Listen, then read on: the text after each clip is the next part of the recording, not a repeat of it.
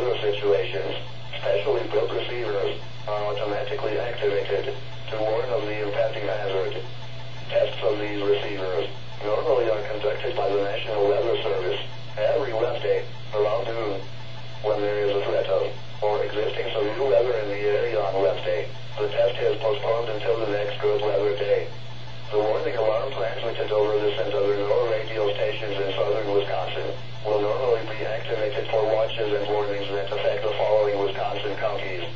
Richland, Vernon, Adams, Juneau, Marquette, Washoe, Winnebago, Calumet, Manitowoc, Sauk, Columbia, Green Lake, Fond du Lac, Sheboygan, Dodge, Washington, Ozaukee, Iowa, Dane, Jefferson, Waukesha, Milwaukee, Lafayette, Greene, Rock, Walworth, Racine and Kenosha, and the following Illinois counties: Stevenson, Boone, Winnebago, McHenry, and Lake, and all adjacent coastal waters of Lake Michigan.